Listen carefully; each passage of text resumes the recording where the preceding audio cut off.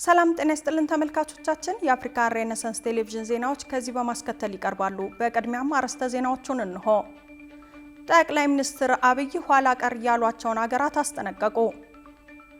ብዙዎች ለእድገታችን እንቅፋት ለመሆን ቢሞክሩም 30 ዓመት በጽናት ተጉዘን እዚህ ደርሰናል ሲሉ የሪፖርተር ጋዜጣ መስራችና ባለድርሻ አቶ አማራ አረጋዊ ተናገሩ። የቀድሞው የኬንያ ምክትል ፕሬዝዳንት ቤተክርስቲያን ውስጥ የግድያ ሙከራ እንደተፈጸመባቸው ተናገሩ።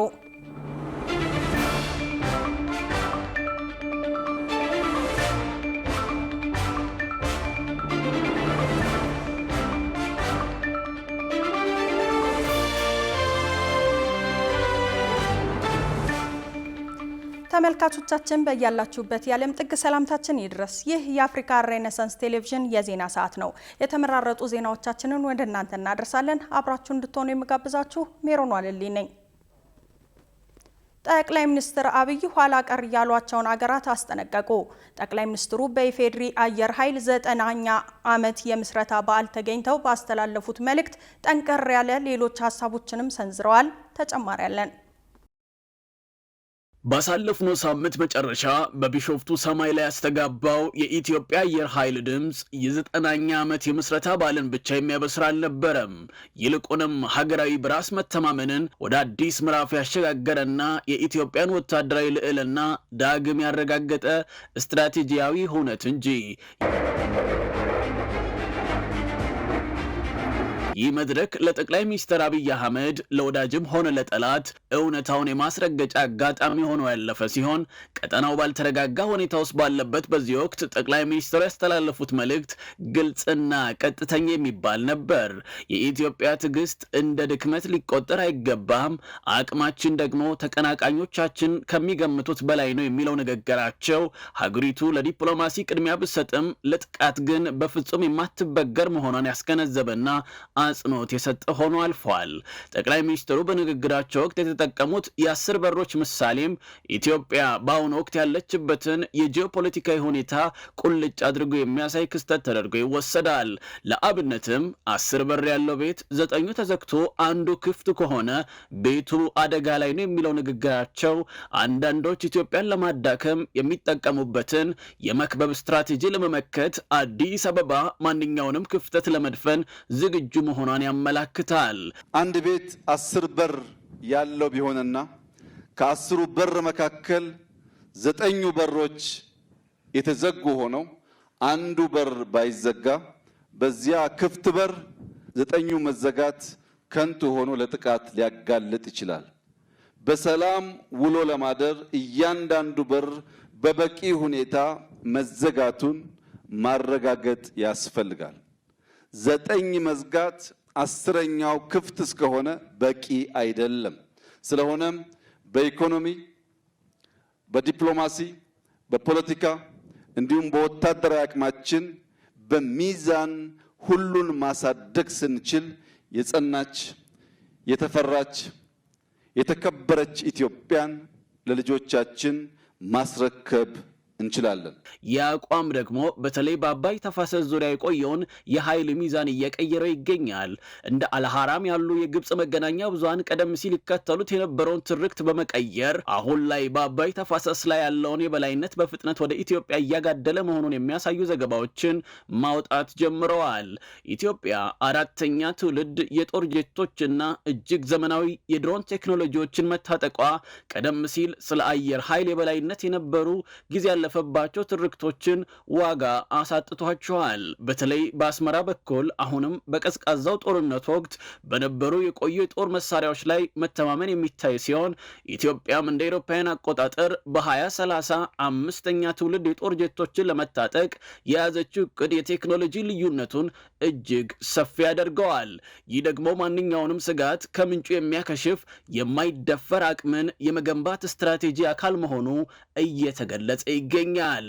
የምትስቱ ቆማችሁ የቀራችሁ ወደፊት መራመድ የምትቸገሩ ሱ30 JC10 ወይም ከዚያ ያለፉ ቴክኖሎጂዎች ሲጠሩ ይሄ ደግሞ ምንድነው ብላችሁ ግራ የሚገባችሁ አሁንም ሚግ 21 ላይ ያላችሁ ሀገራት ደጋግማችሁ እንድታስቡ የሚያስፈልገው ኢትዮጵያ ትናንትና ላይ የቆመች ሀገር አይደለችም። ኢትዮጵያ ነገን ለመዋጀት አበክራ የምትሰራ ሀገር ናት። የማንንም አትፈልግም። የራሷን በየዋህነት በተላላ በአጭር ጊዜ ድል አሳልፋ አትሰጥም። የተሰጠ ካለም ማወራረዷን አትተውም። ከሁሉም በላይ ግን በክብረ በዓሉ ላይ የተባበሩት አረብ ኤሚሬትስ አየር ኃይል ከኢትዮጵያ ጋር በጋራ ያሳየው የአየር ላይ ትርኢት ኢትዮጵያ ተነጥላለች የሚለውን የተሳሳተ ትርክት ያሳየ ነበር። ይህ ቅንጅት አዲስ አበባ በዓለም አቀፍ ደረጃ ተቀባይነት ያላቸውና የላቀ ቴክኖሎጂ የታጠቁ ጠንካራ ወዳጆች እንዳሏት በተግባር ያሳየ አጋጣሚ ሆኗል። በአጠቃላይ የአየር ኃይሉ ዘመናዊነትና ዝግጁነት ኢትዮጵያ ካለፉት የውስጥ ፈተናዎች ወጥታ ትኩረቷን ሉዓላዊነቷን ወደ ማጽናት ማዞሯን የሚያረጋግጥ ሲሆን ለተረጋጋ የአፍሪካ ቀንድ ጠንካራ ኢትዮጵያ የግድ መሆኗን ለመላው ዓለም ያስመሰከረ ክስተት ሆኖ አልፏል። የሚዲያ ተግባርና ኃላፊነትን ያልተገነዘቡም ሆነ ግንዛቤው ያላቸው ለእድገታችን እንቅፋት ለመሆን ቢሞክሩም 30 ዓመት በጽናት ተጉዘን እዚህ ደርሰናል ሲሉ የሪፖርተር ጋዜጣ መስራችና ባለድርሻ አቶ አማራ አረጋዊ ተናገሩ። በዚህ ሁሉ ውጣ ውረድ ውስጥ የኢትዮጵያዊነት ተምሳሌት ከሆኑ የሪፖርተር ሰራተኞች እስከ አንባቢያን ከአጋሮች እስከ መንግስት አካላት በጽናት አብረውን ቆመዋል ያሉት አቶ አማረ ሪፖርተር ጋዜጣ 30 ዓመት ሲደፍን ከወጣትነት ወደ ጉልምስና እየተሸጋገረ ብቻ ሳይሆን ሀገራዊ ተቋምም ጭምር እየሆነ ነው ሲሉ ተናግረዋል። ቃል ኪዳን ይጥና ተጨማሪ ያለው በኢትዮጵያ የመገናኛ ብዙሃን ታሪክ ይልቁንም በህትመት ዘርፍ ስማቸው ከሚነሳ ቀደምት ከሆኑና 3 አስርተ ዓመታትን ዘልቀው ካለፉ መካከል ሪፖርተር ጋዜጣ በቀዳሚነት ይነሳል። ከዚህ ጋዜጣ በቀር ይህን ያህል ዘመን የተሻገረ አንድም የግል ጋዜጣ ኢትዮጵያ ውስጥ ፈልጎ ማግኘት ፈጽሞ አይታሰብም። በሚዘግባቸውና በሚያስተላልፋቸው መረጃዎችና የአሰራር ሂደቶች በአንባቢያን ዘንድ ተወዳጅነትን እያገኘ የቀጠለው ሪፖርተር ጋዜጣ ብዙ ውጣ ውረዶችን ተግዳሮቶችንና መልካም አጋጣሚዎችን እያለፈ ላለፉት 30 ዓመታት አንድም ጊዜ ህትመቱ ሳይቋረጥ ቆይቶ እነሆ በአንድ ድንጋይ ሁለት ወፍ እንዲሉ አንድም የ3 አስርተ ዓመታት የጽናት ጉዞውን መታሰቢያ የምስረታ በዓል፣ ሁለትም የወደፊት ራዕዩን ማንጸባረቂያ አዲስ የዋና መስሪያ ቤት ህንፃ መርቆ በደማቅ ሁኔታ ባሳለፍነው ቅዳሜ አክብሯል። ከዲፕሎማቶች እስከ ታዋቂ ሰዎች በቤቱ ከምስረታው ጀምሮ ረጅም ዘመን ካገለገሉ የቀድሞ አሁንም ድረስ እየሰሩ እስካሉ ትጉህ ሰራተኞች ከሚዲያ ባለሙያዎች ጥሪ እስከተደረገላቸው ልዩ እንግዶች በተገኙበት የተከበረውን 30ኛ ዓመት ልዩ ክብረ በዓል በንግግራቸው የከፈቱት የሪፖርተር ጋዜጣ መስራችና ዋና ስራ አስኪያጅ አቶ አማራ አረጋዊ ገና ከጽንሰት ጀምሮ የሚዲያ ተግባርና ኃላፊነትን ያልተገነዘቡም ሆነ ግንዛቤው ያላቸው አካላት ለእድገታችን እንቅፋት ለመሆን ቢሞክሩም 30 ዓመት በጽናት ተጉዘን እዚህ ደርሰናል ሲሉ ተናግረዋል። ከጅምሩ አንስቶ እዚህ እስክንደርስ ድረስ በርካታ ውጣ ውረዶችን አልፈናል። የሚዲያ ተግባርና ኃላፊነት ያልተገነዘቡትም ሆነ ግንዛቤው ያላቸው ሊያስቡልን በርካታ ደርዘን ክሶችና መስርቶ ፍርድ ቤት ሲያመላልሱን ከህግ ውጭም አስረው ሲያሰቃዩ፣ ድብደባ ሲፈጽሙ፣ ከበዛ በላይም የወንጀል ጥቃት ሲፈጽሙ ለእድገታችን እንቅፋት ለመሆን ቢሞክሩም እሱን ችለን እሱን ተቋቁመን እዚህ ድረስ የሪፖርተር ጋዜጣ በ30 ዓመት ውስጥ አንድ ቀን እንኳን ህትመት አቋርጦ አያውቅም። አቶ አማረ አክለውም በዚህ ሁሉ ውጣ ውረድ ውስጥ የኢትዮጵያውያን ተምሳሌት ከሆኑት የሪፖርተር ሰራተኞች እስከ አንባቢያን ከጎናቸው ላፍታም እስካልተለዩት አጋሮች እስከ መንግስት አካላት በጽናት አብረውን ቆመዋል በማለት አመስግነዋል። በዚህ ሁሉ ውጣ ውረድ ውስጥ ሰራተኞቻችን በጽናት አብረውን ቆመዋል። የሪፖርተር ሰራተኞች የኢትዮጵያዊነት ተምሳሌት ናቸው። ማን ነው ሰራተኛው? ሁሉም ኢትዮጵያዊ። ማን ነው የሚያነበው? ሁሉም ኢትዮጵያዊ። ማን ነው አብሮ በማስታወቂያም በምናምንም አብሮ የሚሰራው ማስታወቂያ የሚያወጣው? ሁሉም ኢትዮጵያዊ። ስለዚህ ጋዜጣችን ልዩ ኩራት የሚሰማን አንዱ የኢትዮጵያዊ ተምሳሌት ነው ብለን ስለምናምን ነው። በክብረ በዓሉ ላይ ሀሳባቸውን ለጣቢያችን አፍሪካን ሬኔሳንስ ቴሌቪዥን ላካፈሉ የሪፖርተር ጋዜጣ ቁልፍ ሰዎች የጋዜጣውን የ30 ዓመት ጉዞ በአንድ አረፍተ ነገር በአጭሩ እንዲገልጹ ጥያቄ ብናቀርብላቸውም የኢትዮጵያ የፕሬስ ነጻነት ምህዳር መስታወት የጋዜጠኝነት ሙያ መስፈሪያ ምልክት ተደርጎ የሚወሰደውን ጋዜጣ ግን እንዲህ በአንድ አረፍተ ነገር ብቻ ለመግለጽ ቀላል አልነበረም። ለሪፖርተር ጋዜጣ ማኔጂንግ ኤዲተር መላኩ ደምሴ ሪፖርተርን ሊገልጽ የሚችለው አንድ አረፍተ ነገር በነጻ ሀሳብ፣ ነጻ ፕሬስ፣ ነጻ መንፈስ ህዝብን ማገልገል ሲሆን ለዋና አዘጋጁ ታምሩ ጽጌ ደግሞ ሪፖርተር ህግና ስርዓትን አክብሮ የሚሰራ አንጋፋ ሚዲያ ነው። ሪፖርተርን ሁልጊዜ የሚገልጸው አንድ አረፍተ ነገር ነጻ ፕሬስ፣ ነጻ ሀሳብ፣ ነጻ መንፈስ የሚለው ነገር ነው። ይህ ደግሞ መርህ ሆኖ ላለፉት 30 ዓመታት የዘለቀ ጉዳይ ስለሆነ ሁልጊዜም ከዚህ መርህ ጋር ተጣብቀን ህዝባችንን ሀገራችንን እናገለግልበታለን ማለት ነው። ሪፖርተር ህግና ስርዓት አክብሮ የሚሰራ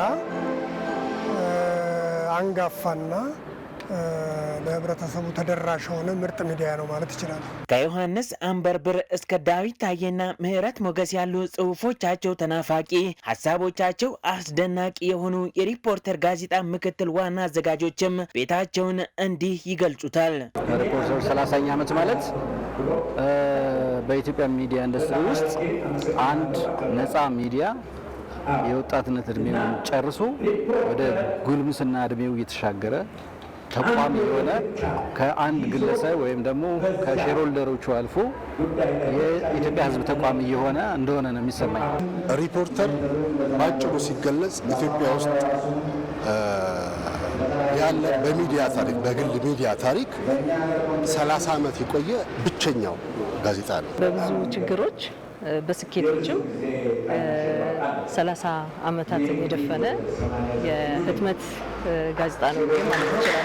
ለበርካታ ዓመታት በሪፖርተር ጋዜጣ የሚወጡ ዘገባዎችን ተከታትለው እንደሚያነቡ የነገሩን የቀድሞ የፌዴራል ጠቅላይ ፍርድ ቤት ፕሬዝዳንት ወይዘሮ መዓዛ አሸናፊ ደግሞ የሪፖርተርን የ30 ዓመት ጉዞ ተመልክተው የሚገልጹት እንዲህ ባለ አንድ ውብ ቃል ብቻ ነው። ስኬት ጳጉሜ 6 ቀን 1987 ዓ.ም ከ30 ዓመታት በፊት የጋዜጣው መስራችና ባለድርሻ አቶ አማራ አረጋዊ ሪፖርተር ጋዜጣን ማሳተምና ማሰራጨት ሲጀምሩ በኢትዮጵያ የግል የመገናኛ ብዙሃን ያልነበሩ ከመሆኑ በላይ የጋዜጠኝነት ሙያም አለ ለማለት የሚያስደፍር ባይሆንም ዛሬ ግን ሪፖርተር ከወጣትነት ወደ ጉልምስና እየተሸጋገረ ብቻ ሳይሆን አገራዊ ተቋምም ጭምር እየሆነ መምጣቱ ነው የሚገለጸው። የቀድሞ የኬንያ ምክትል ፕሬዝዳንት ቤተ ክርስቲያን ውስጥ የግድያ ሙከራ እንደተፈጸመባቸው ተናገሩ። ጥቃቱ እንዲፈጸም ያዘዙት የቀድሞ አጋራቸው የኬንያ ፕሬዝዳንት ዊሊያም ሩቶ ናቸው ሲሉም ማስረጃ ሳያቀርቡ ወንጅለዋል። ብዙነህ እንዳለ ዝርዝር አለው። ታዋቂው የኬንያ ተቃዋሚ ፖለቲከኛ ሪጋቴ ጋሽጓ እሁድ ዕለት የቤተ ክርስቲያን አገልግሎት ላይ የግድያ ሙከራ ተደርጎብኛል ብለዋል። በአውሮፓውያኑ 2024 በቀረበባቸው ክስ ምክንያት ከምክትል ፕሬዝዳንትነታቸው የተነሱት ጋሽጓ በኒየር ግዛት በሚገኝ ቤተ ክርስቲያን ውስጥ ስርዓት አልባ የፖሊስ አባላት ጥይትና አስለቃሽ ጭስ በመጠቀም ጥቃት ፈጽመውብኛል ሲሉ ከሰዋል። ጥቃቱ እንዲፈጸም ያዘዙት የቀድሞ አጋራቸው የኬንያው ፕሬዝዳንት ዊሊያም ሩቶ ናቸው ሲሉም ማስረጃ ሳያቀርቡ ወንጅለዋል። ፕሬዝዳንቱ የቀረበባቸውን ውንጀላ በተመለከተ አስተያየት አልሰጡም። የሀገር ውስጥ ጉዳይ ሚኒስትር ኪቹምባ ሙርኮምን የተፈጸመውን ድርጊት ተቀባይነት የሌለው ሲሉ ኮንነዋል።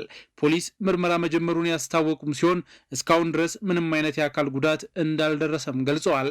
ለፖሊስ የደረሰው ሪፖርት እንደሚያመላክተው እሁድ ከቀኑ 5 ሰዓት ገደማ ላይ በቅዱስ ጴጥሮስ አንግሊካን ቤተ ክርስቲያን ውስጥ አስለቃሽ ጭስ ተወርውሮ የጸሎት ስነስርዓት መስተጓጎሉን የገለጹት በቤተ ክርስቲያኑ ቅጥር ግቢ ውስጥ የነበሩት በርካታ ተሽከርካሪዎችም መጎዳታቸው የገለጸው ፖሊስ የዓይን እማኞች እንዲተባበሩም ጠይቋል። ባለሀብትና የፕሬዝዳንት ሩቶ ዋነኛ ተቃዋሚ የሆኑት ጋሽጓ በደህንነት አባሎቻቸው ታጅበው ደህንነቱ ወደ ተጠበቀ ስፍራ መወሰዳቸውንም ተናግረዋል። በወቅቱ የነበረውን ሁኔታም የሚያሳይ ፎቶዎችንም በኤክስ ገጻቸው ላይ አጋርተዋል። በኋላ ላይ በሰጡት ጋዜጣዊ መግለጫም ጥቃቱ የተቀነባበረ ድራማ ነው በሚል በመንግስት ደጋፊ ጦማሪዎች የቀረበውን አስተያየት ውድቅ አድርገዋል። አስለቃሽ ጭስ ከየት እናገኛለን? AK-47 ጠመንጃንስ ቢሆን ከየት እናመጣለን ሲሉ ዲሞክራሲ ፎር ዘ ሲቲዝንስ የተሰኘ ፓርቲ የሚመሩት የቀድሞ ምክትል ፕሬዝዳንት ጠይቀዋል።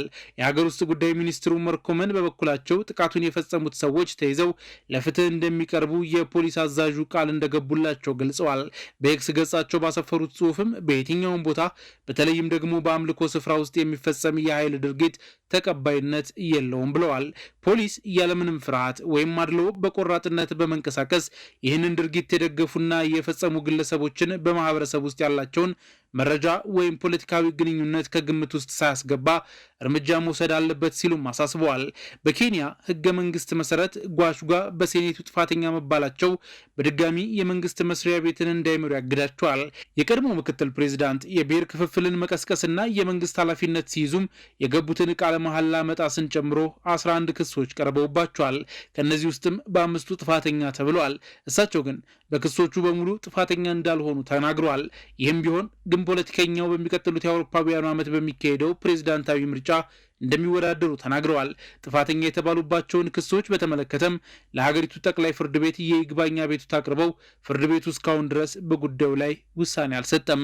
በ2022 በተደረገው ምርጫ ፕሬዝዳንት ሩቶና ጋሽጓ ወደ ስልጣን የመጡት አንድ ላይ ተወዳድረው እንደነበር ይታወሳል። ሩቶ ከቀድሞ ምክትል ፕሬዝዳንታቸው ጋር ያደረጉት ጥምረትም በኬንያ መራጮች ዘንድ ከፍተኛ ቁጥር ያላቸው የኪኪው ተወላጆች በሚገኙበት ማውንት ኬንያ አካባቢ በከፍተኛ ድምፅ እንዲያሸንፉ አስችሏቸው ነበር። ኢትዮጵያ ከማርበርግ ቫይረስ በሽታ ነፃ መሆኗን መረጋገጡን የጤና ሚኒስቴር ገለጸ። በማርበርግ ቫይረስ በሽታ 9 ሰዎች ህይወታቸውን ሲያጡ 5 ሰዎች ከበሽታው ማገገማቸው ተነግሯል። ሷሊ መሐመድ ተጨማሪ አለው።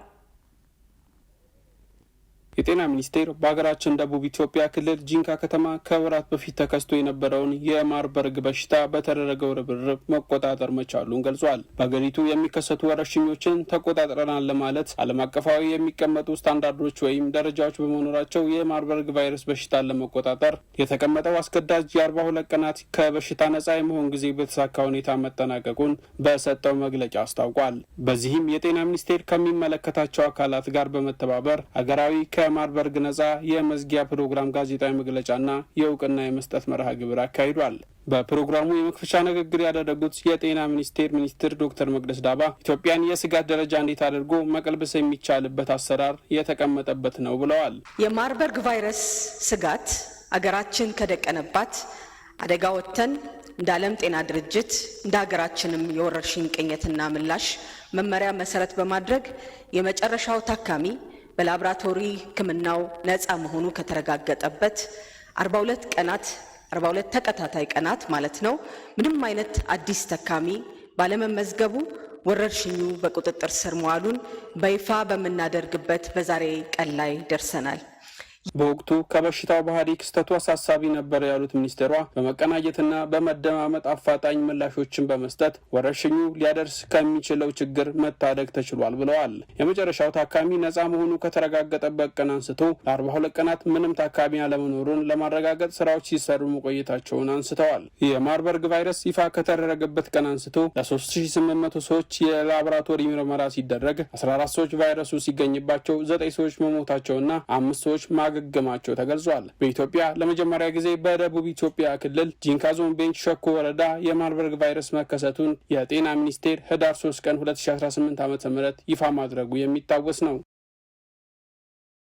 ክቡራትና ክቡራን ተመልካቾቻችን አሁንም የአፍሪካ ሬኔሳንስ ቴሌቪዥን ዜናዎች እንደቀጠሉ ናቸው። ወደ ቀጣዮቹ ጉዳዮቻችን ከመሻገራችን በፊት ይፋዊ የማህበራዊ ገጾቻችንን ልናስታውሳችሁ ወደድን። በቴሌቪዥን ስርጭት ያለፏችሁን ፕሮግራሞቻችንን ከ1.8 ሚሊዮን በላይ ሰብስክራይበሮች ባሉት አርትስ ቲቪ ወርልድ የዩቲዩብ ገጻችን በኩል ልትከታተሉ ትችላላችሁ። በተጨማሪም በርካታ ተከታዮችን ባፈራንባቸው በፌስቡክ፣ በቀድሞ ትዊተር እና በአሁኑ ኤክስ እንዲሁም በቲክቶክ እና ኢንስታግራም ገጾቻችን በኩል ቤተሰብ መሆን ትችላላችሁ። ከቆይታ በኋላ የኢትዮጵያ ዩኒቨርሲቲ ተማሪዎች የስፖርት ፌስቲቫል በጅማ ዩኒቨርሲቲ አዘጋጅነት የኢፌዴሪ ባህልና ስፖርት ሚኒስትሩ መኪዩ መሐመድ በተገኙበት በታላቅ ድምቀት መጀመሩን ጨምሮ የተመራረጡ ስፖርታዊ መረጃዎችን ወደ እናንተ እናደርሳለን። ይጠብቁን። ኢትዮጵያ ከአፍሪካ ለሳይበር ጥቃት ቀዳሚ ተጋላጭ ሀገር እንደሆነች ተነገረ።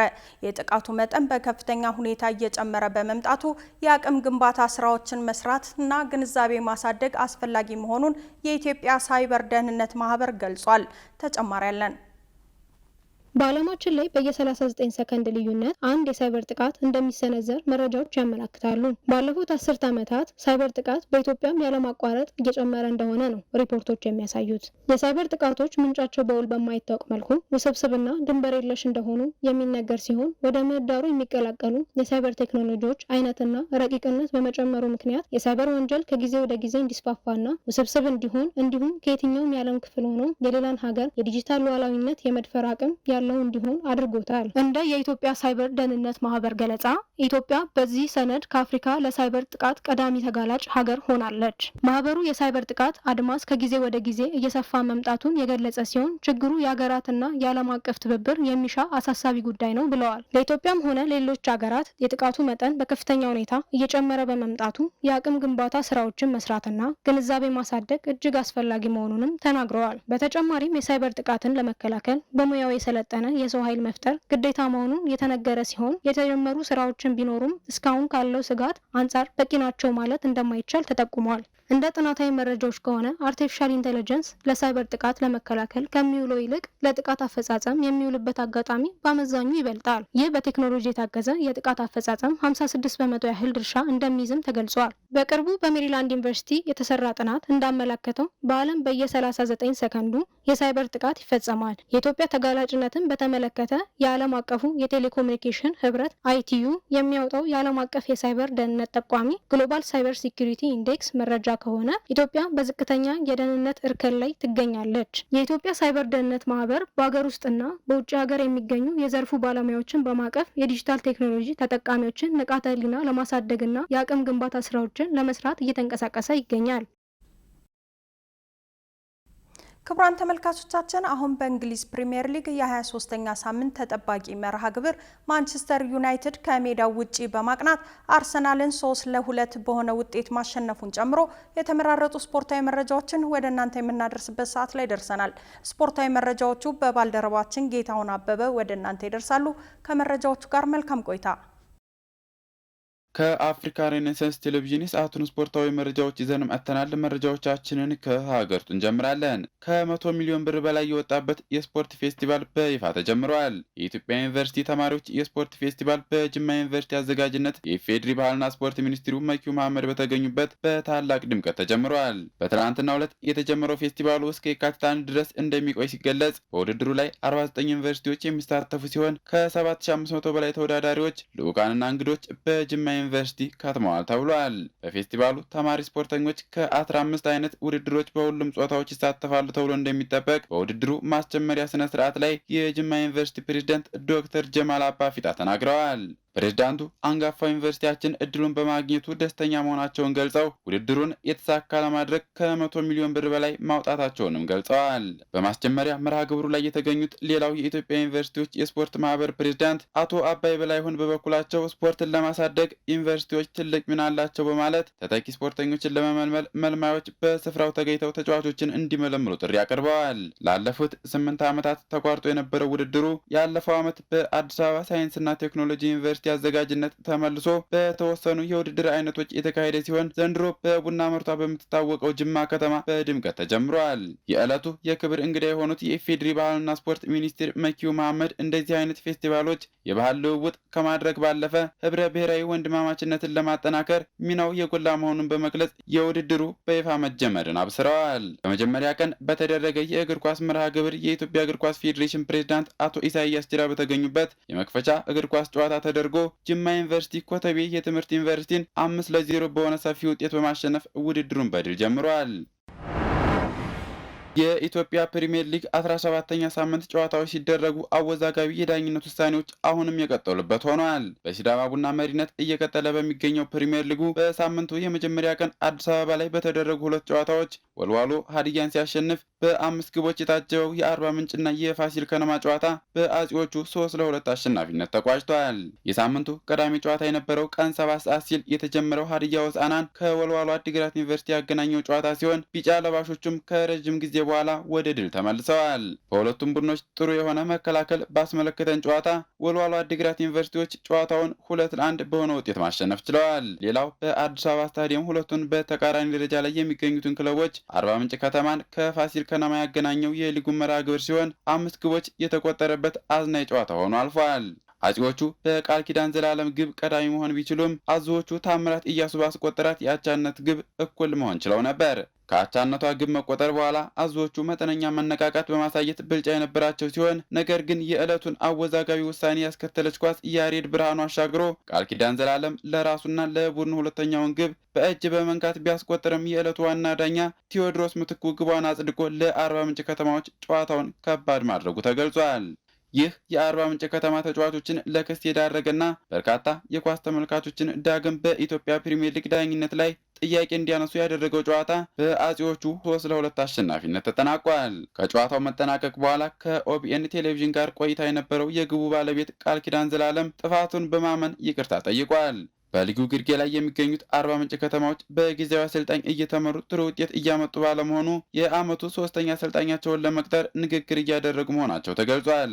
በተመሳሳይ 2 የሊግ ጨዋታዎች በአዳማ ሳይንስና ቴክኖሎጂ ዩኒቨርሲቲ ስታዲየም ተከናውነው ያለምንም ግብ ተጠናቀዋል። ቀን ብሎ የተደረገው አዳማ ከተማን ከመቀለ ሰባ እንደርታ ያገናኘው ጨዋታ ሲሆን ሁለቱም ቡድኖች ግብ ሳያስቆጥሩ ነጥብ ተጋርተው ለመውጣት ተገደዋል። ጣቢያችን አፍሪካን ሬኔሳንስ ቴሌቪዥን ብቸኛ የሚዲያ አጋር የሆነበት የ2018 የፋንታ ሚዲያ ካፕ የምድብ ጨዋታዎች ቅዳሜና እሁድ ቀጥለው ሲደረጉ ጣቢያችን አፍሪካን ሬኔሳንስ ቴሌቪዥን የመጀመሪያ የምድብ ጨዋታውን አሸንፏል። የ2018 የፋንታ ሚዲያ ካፕ የመጀመሪያ ጨዋታውን ያደረገው ጣቢያችን ከመናኸሪያ ኤፍኤም ተጫውቶ 5-3 በሆነ ውጤት አሸንፏል። በተመሳሳይ ምድብ አስቀድሞ በተደረገ ጨዋታ የኢትዮጵያ ፕሬስ ድርጅት ከኢትዮጵያ ዲጄ ማህበር አገናኝቶ የኢትዮጵያ ፕሬስ ድርጅት 3-1 በሆነ ውጤት አሸንፏል። በሌላ ጨዋታ ቲክቶከርስ ከሽርጉድ ኢንተርቴንመንት አገናኝቶ ቲክቶከርስ 4-2 በሆነ ውጤት ማሸነፍ ችለዋል። በሌላ እሁድ በተደረገ ጨዋታ የአምናው ሻምፒዮን ኢቢኤስ ቴሌቪዥን በሳይበረኛ 5-2 ሲሸነፍ አባይ ቴሌቪዥን ከአሃዱ ኤፍኤም 2-2 በሆነ ውጤት ነጥብ ተጋርተው ወጥተዋል። ነገም የውድድሩ ተጠባቂ ጨዋታዎች ሲደረጉ ሪፖርተር ከፕራይም ሚዲያ፣ ኢሳት ከኢትዮጵያ ፕሬስ ድርጅትና ፋና ከኢትዮጵያ ልጆች ማህበር የሚያደርጉ ጨዋታ ይጠበቃል። አርቲስት ቴሌቪዥን የውድድሩ ብቸኛ የሚዲያ አጋር በመሆን የእያንዳንዱን ጨዋታና ውጤት ለእናንተ ለተመልካቾቹ የሚያደርስም ይሆናል። የ23ኛ ሳምንት የእንግሊዝ ፕሪሚየር ሊግ ጨዋታዎች በሳምንቱ መጨረሻ ቀናት ሲካሄዱ ማንቸስተር ዩናይትድ ድል ሲቀናው የሊጉ መሪ አርሰናልና ሊቨርፑል ሽንፈት አስተናግደዋል። በእንግሊዝ ፕሪሚየር ሊግ የ23ኛ ሳምንት ተጠባቂ መርሃ ግብር ማንቸስተር ዩናይትድ ከሜዳው ውጭ በማቅናት አርሰናልን 3-2 በሆነ ውጤት አሸንፏል። በኤሚሬትስ ስታዲየም በተደረገው ጨዋታ ብሪያን ሚቦሞ፣ ፓትሪክ ዶርጉና ማቲያስ ኩና የቀያይ ሰይጣናቱን የማሸነፊያ ግቦች ሲያስቆጥሩ ሚኬል ሜሪኖና የማንቸስተር ዩናይትዱ ሊሳንድሮ ማርቲኒስ በራሱ ላይ ለአርሰናል የተገኙትን ግቦች ከመረብ ላይ አሳርፈዋል። ብራዚላዊ ኮከብ ማቲያስ ኩና ተቀይሮ በመግባት በ87ኛው ደቂቃ ላይ ያስቆጠራት አስደናቂ ግብ ቀያይ ሰይጣናቱን አሸናፊ ማድረግ ችሏል። በጨዋታው አርሰናል የተሻለ የኳስ ቁጥጥር ብልጫና ጥሩ የግብ ዕድሎችን ቢፈጥርም ተጨማሪ ግቦችን ማስቆጠር ተስኖት ያመሸ ሲሆን ማንቸስተር ዩናይትድ በአንጻሩ በመልሶ ማጥቃት ያደረገው እንቅስቃሴ ውጤታማ አድርጎታል። በአዲሱ አሰልጣኝ ማይክል ካሪክ እየተመራ መነቃቃት ላይ የሚገኘው ማንቸስተር ዩናይትድ አርሰናልን ከታህሳስ 2023 ከሉቶን ታውን ጋር ባደረገው ጨዋታ 4-3 ከተጠናቀቀ በኋላ በፕሪሚየር ሊጉ ጨዋታ 3 ጎል ሲቆጠርበት የመጀመሪያው ነው።